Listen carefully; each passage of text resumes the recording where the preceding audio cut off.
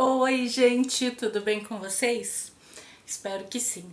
Bom, eu sou a professora Ana Paula Mendorfer e dou aula sobre Teoria do Conhecimento 2 para o EAD UAB, Filosofia em Licenciatura, da UFPEL.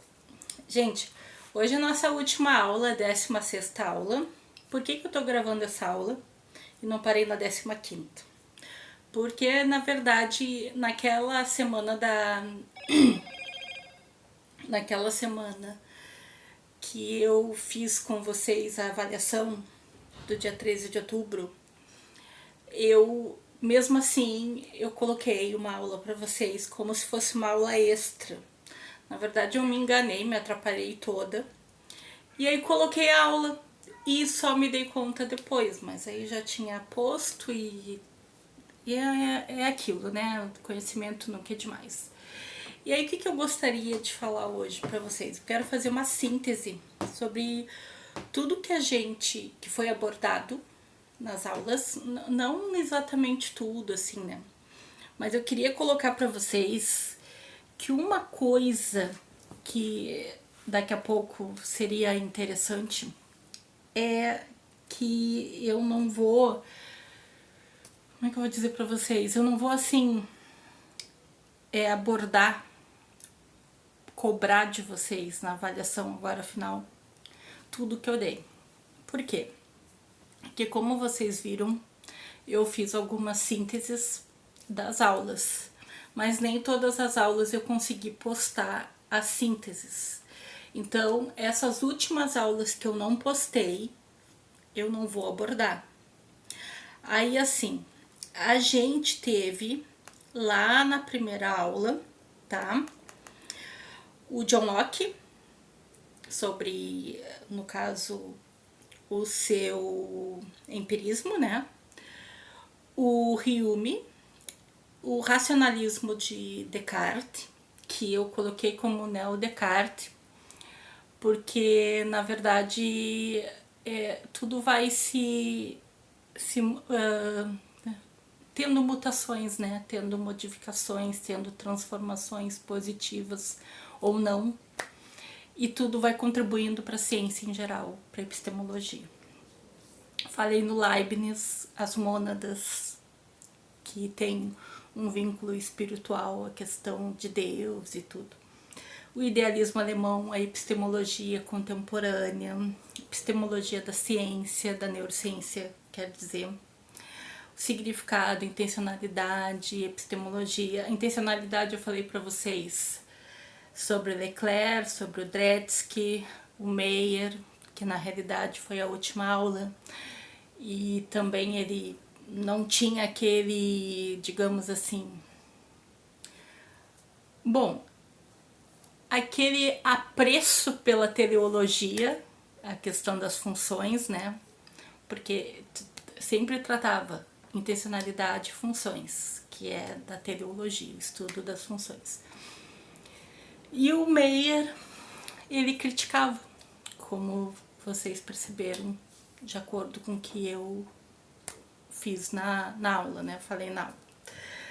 E aí eu falei para vocês sobre a Simone de Beauvoir, sobre o storytelling, que quando a gente conta uma história, né, é interessante porque essa história pode trazer uma abordagem informacional, de conteúdo, nos ajuda a pensar o mundo, nos ajuda a ter uma visão melhor, a ampliar a nossa visão, enfim.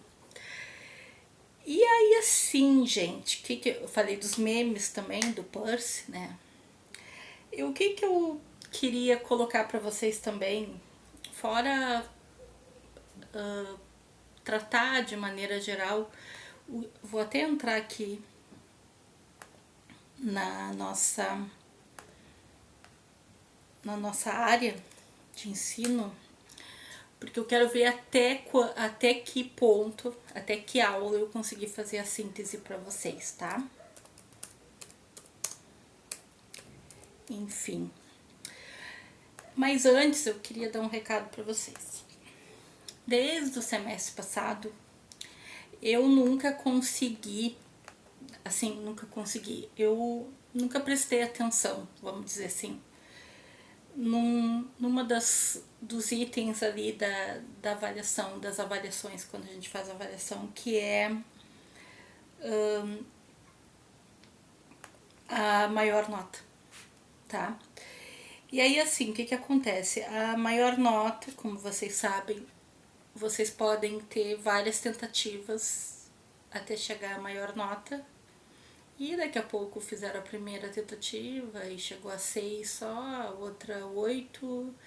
E vocês tentam de novo para chegar a 10, que aí acaba não sendo tão difícil, porque é a prova objetiva, né?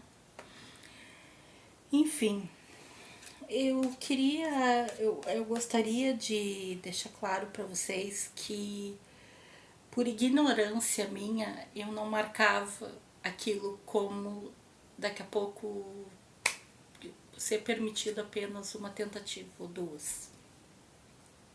E aí eu recebi 2 e-mails que eu achei até no mínimo engraçado, de 2 alunos que me cobraram, que um disse que pela lógica, se eu não como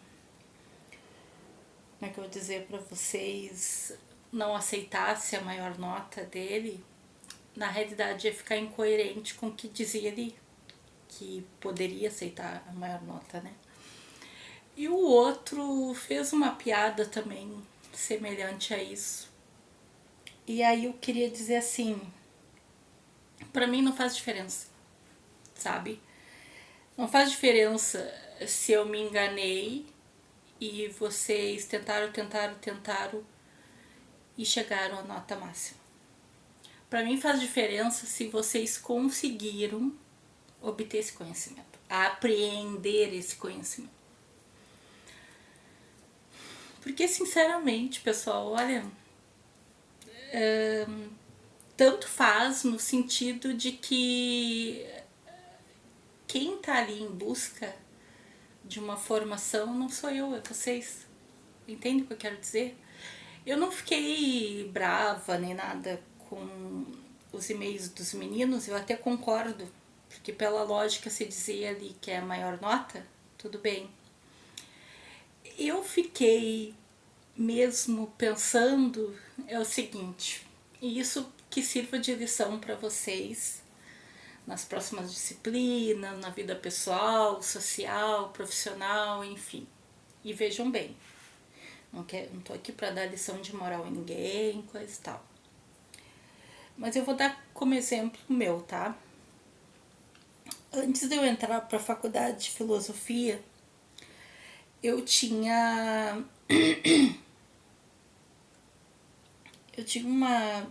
uma questão que, como é que eu vou dizer pra vocês, eu não dava muita bola, assim, por exemplo, eu fazia compras numa loja na Renner, vamos dizer assim, e eu não fazia tanta questão de pagar em dia os valores. E aí chegou num ponto que eu me enrolei nas minhas contas, que uma das lojas me colocou na época no SPC. E aí tá. Aí eu pensei assim comigo, meu Deus, eu vou ter que correr atrás da máquina. Eu tinha outras contas. E foi que eu tive que entrar em acordo, fazer um acordo com o escritório, porque na época eles contratavam escritório, enfim. E uma amiga minha, se aproveitando dessa situação, era minha amiga há muitos anos, aliás a gente se dá bem até hoje, enfim, mas por uma razão óbvia, que vocês vão entender agora, eu nunca mais emprestei meu nome pra ela, comprar nada mais no meu nome pra ela, a ela no caso. Essa minha amiga pediu pra eu comprar um som, aqueles sons bem potentes assim, numa loja. E disse que me pagaria por mês e coisa e tal, e meio que me enrolou, eu pra ser enrolada não falta muito, né? Só que ela não pagou. E depois do primeiro, segundo, terceiro mês eu fui questioná-la e ela simplesmente me disse o seguinte: olha, Ana, já que tu tá no SPC, porque eu ainda não tinha feito o tal do acordo que eu falei pra vocês, eu fiz bem depois o acordo, que eu nunca tinha dinheiro, né? eu vou aproveitar, não vou pagar também, porque tu tá no SPC. E eu fiquei boba, né? Na hora, sinceramente, gente, eu me lembro dela ter me dito isso, mas não me lembro a resposta que eu dei. A única coisa que eu pensei foi o seguinte: eu não vou mais fazer isso com, assim, a ela, não vou fazer mais esse tipo de favor a ela. Beleza. Aí eu digo pra vocês, entrei pra faculdade de filosofia. E quando eu comecei a ter ética, eu fiquei com vergonha das ações e atitudes que eu tive anteriormente. Ou seja, de comprar e às vezes não pagar em dia e fazer uma bola de neve e ter criado uma dívida. E aí, porque eu fiquei pensando assim, nossa, eu tô num curso onde um dos eixos principais, como eu sempre coloco aqui, é a ética. Se eu não agir de forma ética, como é que daqui a pouco eu vou ensinar meus alunos? O que eu quero dizer com tudo isso para vocês? Vocês podem não ter percebido, alguns de vocês podem não ter percebido, podem não ter conectado uma coisa a outra, podem ter só seguido a orientação que estava ali, não sei. Mas se a gente parar para pensar, eu quero fazer uma pergunta para vocês. Será que o fato sei lá, será que era correto fazer buscar a maior nota? Será que não seria mais bacana a gente contar só com aquele conhecimento inicial que a gente tem? Porque, gente, eu sei que ninguém é perfeito, eu não sou perfeito, enfim, talvez eu seguisse essa linha. Eu não sei como eu faria, como eu agiria se eu estivesse no lugar de vocês, estivesse fazendo uma prova, coisa e tal. Mesmo porque tá ali no comando da prova. Mas se a gente for pensar bem, perseguir a maior nota, não sei se seria o correto de acordo com que a gente, com o conhecimento que a gente tem, com o que a gente pediria. Enfim, eu não quero ser grosseira. Eu só queria dizer a vocês que, né, para esse tipo, para essas coisas assim, eu me enganei, sim. Graças à minha ignorância, muitos de vocês se beneficiaram. Bacana, tudo bem. Mas eu queria deixar esse questionamento. Se, para vocês, né, sem de nenhuma forma, sem pensar assim, não, mas vocês fizeram errado, ou vocês fizeram certo, ou tá totalmente correto fazer isso. Ninguém mandou a professora não ter colocado ali o comando correto, a culpa foi dela mesma e dane-se, coisa e tal. Só isso que eu queria deixar como uma reflexão. E dizer a vocês que, como é que eu posso dizer, que independente de qualquer coisa, eu adorei ter feito essas aulas. Eu gosto muito do que eu faço, vocês já devem saber disso, tá? Porque eu já falei algumas vezes, enfim. E é isso, assim, sabe? Eu acho que o papel do professor, além da sua função social que a gente tem, é também se colocar numa posição de fazer reflexões sobre as suas próprias atitudes e as suas ações. Vejam bem, Agora, nesse momento, eu estou pensando na minha ignorância em não ter me dado conta de mudar aquela questão. Mas eu tô jogando a bola para vocês para saber o que vocês acham disso. O fato da professora ter feito daquele modo interferiu nas atitudes, nas ações de vocês.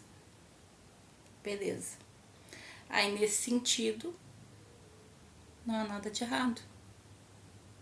Mas será que vocês tivessem parado para pensar um pouquinho, vocês não poderiam, sei lá, um ou outro não poderia pelo menos me perguntar: professora, a senhora se enganou mesmo? Ou é aquela lei: bom, vamos reclamar só quando é contra a gente.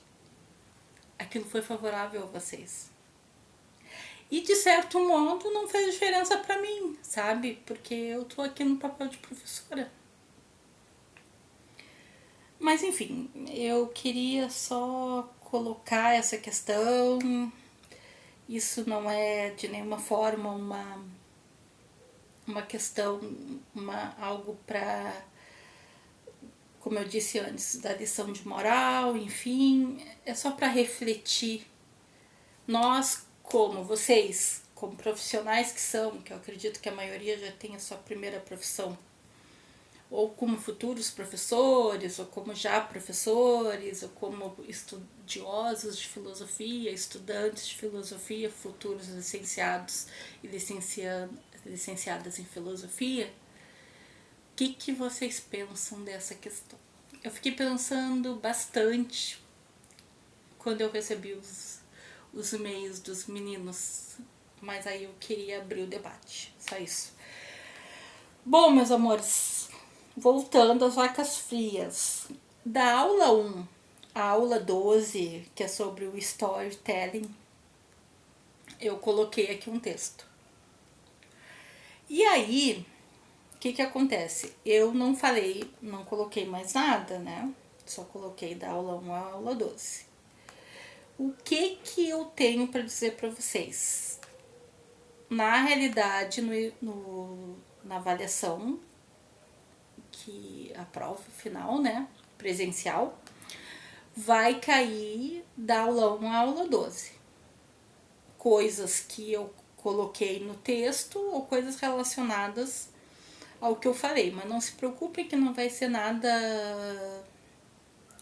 difícil, complicado, nem nada disso, porque não é do meu perfil, né? Aí, se por exemplo eu for, porque eu não coloquei nada aqui sobre os memes, não botei, desculpa, foi a aula 9. Não botei nada sobre as últimas 3 aulas. Uma delas sobre a de Simone de Beauvoir. Só que se eu for colocar qualquer coisa sobre feminismo, vai ser coisas que eu não precisaria do texto. São coisas mais habituais, certo? Que eu fiquei pensando, habituais, que a gente está acostumado a ler na internet, enfim. Não vai ser nada tão técnico, teórico, que faz parte do léxico da Simone. Então, o meu interesse é que vocês consigam interpretar os textos. Se vocês conseguirem, com esse apoio, tanto das aulas, enfim, teóricas, como do que eu vou, das aulas, videoaulas, beleza. Ah, professora, então vai ser difícil. Não vai ser difícil, gente. Eu quero o trabalho de interpretação. Eu vou ver se eu vou dividir um pouco, tanto uma prova objetiva como uma prova dissertativa. Se der, né? Porque na realidade vai ser mais complicado depois para corrigir, vou demorar mais, enfim. Mas às vezes a prova dissertativa é melhor nesse sentido, tá? E é isso que eu queria dizer para vocês. Então, vai ser sobre John Locke, Hume, a epistemologia do Neo Descartes, Leibniz, idealismo alemão, neurociência, significado e intencionalidade, Peirce e os signos, os memes e as redes sociais, psicologia do senso comum, Leclerc, a intencionalidade e o storytelling. E eu tenho uma coisa para dizer para vocês. Se eu não me engano, até às 6 vocês fizeram naquela outra avaliação. E aí depois só basta estudar da 7 em diante, até a 12. Tá bom, gente? Até mais. Bye.